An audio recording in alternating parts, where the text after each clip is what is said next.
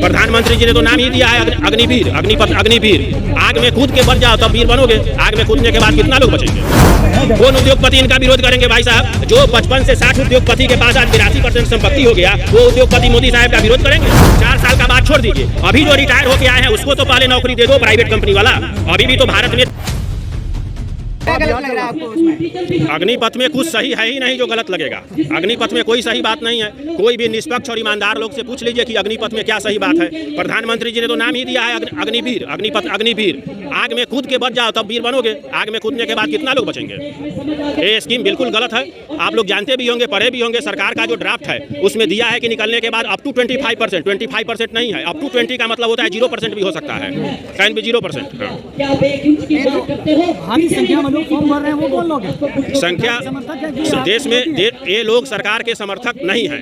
देश में बेरोजगारी है। आज आप एक वैकेंसी निकाल दीजिए कि आपको 20 रुपया मिलेगा या 1 किलो दाल मिलेगा। देश में इतना बेरोजगारी हो गया कि उसके लिए भी 1 आध 2 लाख 4 लाख लोग आपको फॉर्म फिलअप कर देगा। तो देश में इतना बेरोजगारी है तो फॉर्म फिलअप होना इस बात का गारंटी नहीं है कि ये लोग सरकार के। आज सरकार बोल दे कि भाई हम डायरेक्ट आर्मी में भर्ती ले रहे हैं, जो 4 साल कोरोना में 2 लाख मिलिट्री का पोस्ट खाली है, वही जो लोग उधर फॉर्म भरे हैं वो लोग आर्मी के दौर में आ जाएंगे। सरकार निकाल के देख ले। लेकिन जो युवा है वो कह रहे हैं कि 4 साल के बाद बीजेपी सरकार कह रही है 4 साल के बाद हम अपॉर्चुनिटी है खाली हमारे यहाँ गार्ड की नौकरी देंगे। गार्ड का नौकरी जो अभी बोल रहे हैं बीजेपी के कैलाश विजयवर्गीय साहब बोले हैं। भारत में आप लोगों को मालूम होगा जो आर्मी से 32-34 साल में रिटायर होकर जो लोग आते हैं उनको भी नौकरी देने का सरकार का प्रावधान है। जो कैलाश विजयवर्गीय जी अभी देश में 8-9 ऑफिस बीजेपी का खोल चुके हैं। जो एक्स आर्मी मैन अभी रिटायर होकर आए हैं कोरोना में, हर ऑफिस में 20-20 को रख लीजिए, 10-20 हज़ार लोग का नौकरी अभी ही लग जाएगा। 4 साल का इंतजार क्यों कर रहे हैं? आज ही जो आर्मी से रिटायर लोग हैं उनको नौकरी दे दें। कई सारे युवा ये भी कह रहे हैं जो हमें देश का सेवा करने का चाहे 1 दिन का मौका मिले या फिर 4 साल का मौका मिले, हम तो देश की सेवा करेंगे। कुछ युवा कह रहे हैं, नहीं कह रहे हैं, ये बात हम नहीं जानते। लेकिन आप जब फैक्ट देखेंगे, सरकार का नौकरी जो मिलिट्री का है उसमें 90 दिन का सरकारी छुट्टी मिलता है। 4 साल में आप मिनिमम 360 दिन का छुट्टी दे देंगे, बचा 3 साल। 3 साल में और भी काम होंगे, मोटा मोटी 2 से 2.5 साल का वो देश का सेवा कर पाएंगे। लेकिन देश का सेवा जो कह रहे हैं उसके एक क्रूशियल चीज़ को आप समझिए। अनेक मस्जिद से भी अनाउंसमेंट हुए हैं, अनेक हिंदू संगठन भी बोल रहे हैं कि ज़्यादा से ज़्यादा लोग इसमें भर्ती हो सकता है इस प्लेटफॉर्म का उपयोग आतंकवादी बनाने के लिए हो जाए कि 4 साल का ट्रेनिंग लेके आप आए, कुछ लोग इस्लामिक धर्म के लिए बंदूक उठा ले, कुछ लोग दूसरे धर्म के लिए बंदूक उठा ले। इस प्लेटफॉर्म का उपयोग आतंकवादी संगठन भी कर सकते हैं। एक युवा को जब 11-12 लाख रुपए मिल जाएंगे, वो रोजगार किधर 12 लाख मिलेगा? मैं बता दे रहा हूँ। पहला साल में 21,200 मिलेगा, फर्स्ट ईयर 21,200, दूसरा साल में 23,000 मिलेगा और तीसरा साल में आपको मिलेगा 25,000। इतना है, आप लोग जोड़ के देख लीजिए, नहीं पूछता है उतना। रिटायरमेंट के बाद मिलेगा इतना। आप एक बात बताइए, अभी 2004 में बीजेपी सरकार ने पेंशन खत्म किया था। इसके पीछे का लॉजिक समझिए कि सरकार मिलिट्री में जो आज पेंशन बचा है उस पेंशन को खत्म करना चाह रहे हैं। और जो बता रहे हैं 11-12 लाख मिलेगा, भाई साहब अभी भी आपको ठीक से सर्दी बुखार अगर हो जाए ना तो सरकार का मेडिकल सिस्टम इतना दुरुस्त है कि प्राइवेट में 12 लाख रुपया बुखार ठीक करने में लग जाता है। 12 लाख में बुखार ठीक नहीं हो रहा है। 4 साल के बाद भी तो कह रहे हैं कि असम राइफल हो, हर स्टेट कह रहे हैं कि अपनी पुलिस में भर्ती उनको देंगे, उनको अपॉर्चुनिटी देंगे।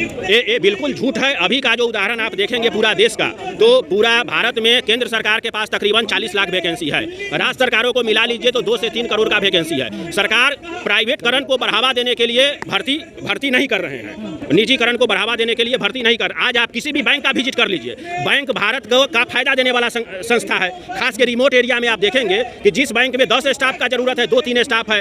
बैंक के कर्मचारी और कस्टमर के बीच में झगड़ा होता रहता है। जो सरकार का प्रॉफिटेबल संस्था है उसमें भी सरकार वैकेंसी नहीं भरते हैं क्योंकि उस सरकार का निजीकरण करने का प्रावधान है। क्या लगता है कि अग्निपथ योजना वापस हो जाएगी? ये तो सरकार का स्कीम है, सरकार वापस लेंगे या नहीं लेंगे। लेकिन अगर सरकार वापस नहीं लेते हैं तो देश हित में इसका बहुत नकारात्मक असर पड़ेगा। कुछ लोग इजराइल का उदाहरण दे रहे हैं। इजराइल चाहे और देश में जो है, आप कुछ देशों में है कि हर नागरिक को आपको मिलिट्री का ट्रेनिंग देना है। भारत में भी सरकार ले आए कि हर नागरिक को हम ट्रेनिंग देंगे और 12 लाख रुपया देंगे। हम लोग पहले ही से समर्थन करेंगे कि भाई आप भारत के हर लोग को मिलिट्री का ट्रेनिंग। उद्योगपति है वो भी तो दे रहे हैं कि मेरे संस्था में है। कौन उद्योगपति इनका विरोध करेंगे भाई साहब? जो 55 से 60 उद्योगपति के पास आज 82% संपत्ति हो गया, वो उद्योगपति मोदी साहब का विरोध करेंगे?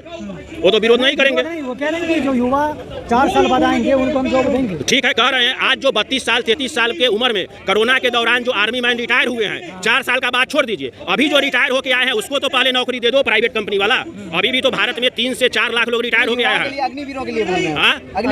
अग्निवीर के लिए बोल रहे हैं, और जो मिलिट्री से रिटायर होकर आए हैं वो कौन पाप कर लिए हैं कि उनको नहीं मिलेगा? उनको भी ड्यूटी पूरी करके आ रहे हैं। नहीं, भारत सरकार का कानून है, भारत सरकार का प्रोविजन है कि एक्स आर्मी मैन को हम नौकरी देंगे, बैंक में हो गया और कहीं होगा, हम सरकार का नियम है। तो जो नियम उनका है उसका तो पालन कर नहीं रहे हैं और नया नियम ले आ रहे हैं। जो आर्मी मैन रिटायर हुए हैं 32 साल 33 साल की उम्र में, उसको नौकरी देने का प्रावधान है भारत में, आपको कहीं कहीं मिल भी जाएगा। सरकार ने योजना लेकर आई है, सरकार को समझिए, मौका तो दीजिए कम से कम। आप तो मतलब सरकार के विरोध में उतरे हैं बस। नहीं, सरकार के पास तो पूरा मौका इतना दिन से था। सरकार का आप पिछला 8 साल में 7-8 स्कीम को आप देख लीजिए, तो हर स्कीम ले आते हैं और उसके पीछे दूसरा काम कर लेते हैं। मतलब तह खाने में कुछ और होता है, बाहर का कुछ और होता है। ये अग्निवीर स्कीम जो है भारत के सुरक्षा व्यवस्था के लिए ठीक नहीं है, क्योंकि आपको मालूम होगा जो भारत का परिस्थिति है, एक तरफ रेगिस्तान है, एक तरफ पहाड़ है, एक तरफ समुद्र है, कहीं टेम्परेचर 50 डिग्री है, कहीं टेम्परेचर -50 डिग्री है। तो क्या 2.5 साल के ट्रेनिंग में अग्निवीर वहाँ अपना सेवा दे पाएंगे? उसके लिए तो कड़ा ट्रेनिंग का जरूरत पड़ता है।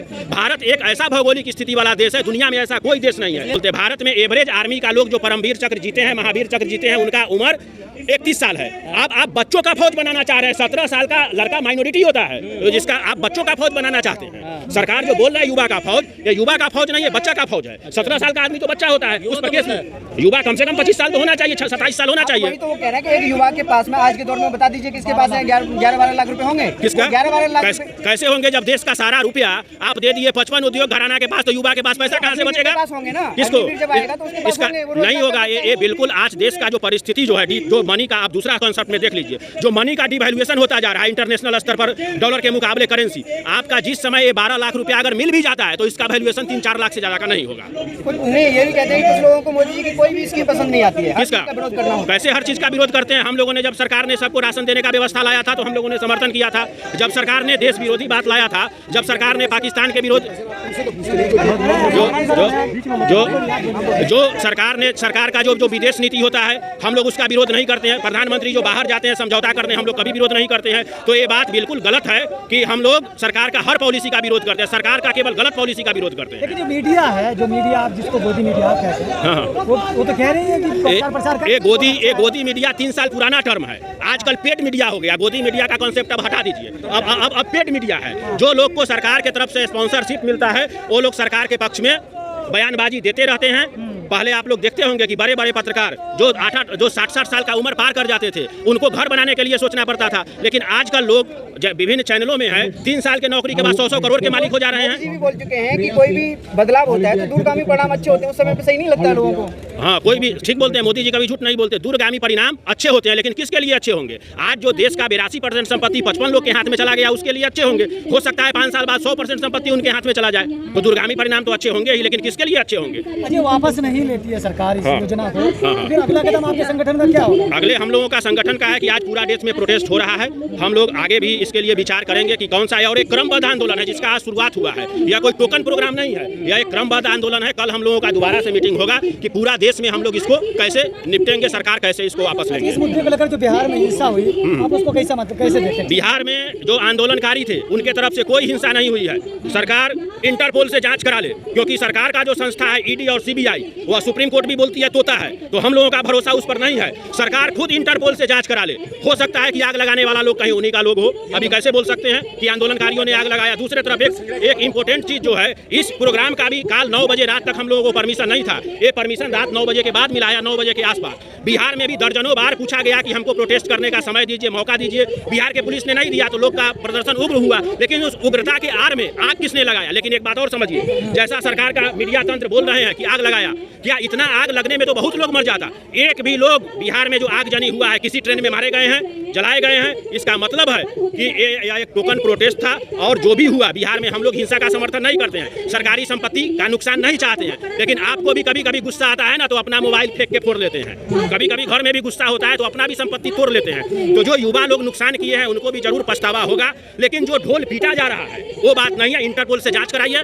जो भारत सरकार है, ईडी और सीबीआई नहीं चलेगा, सच का सच सामने आ जाएगा। क्योंकि बहुत सारे आंदोलन में बीजेपी के लोग ऑकरेंस करते हुए पाए गए हैं। किसान आंदोलन में भी 2-3 पकड़े गए थे। क्या लग रहा है आपके इस प्रोटेस्ट से कुछ फर्क पड़ेगा सरकार पे? अब ऐसा है, 2 दिन पहले हम देख रहे थे कि लिखा हुआ था एक जगह कि बेशरम सरकार शर्म करो। शर्म तो उसको लगता है जिसके पास कुछ हो। ये सरकार ही बेशरम है, बेशरम को कभी शर्म नहीं आता। ये सरकार बेशरम सरकार है जिसको कभी भी शर्म नहीं आता है, चाहे कुछ भी हो जाए।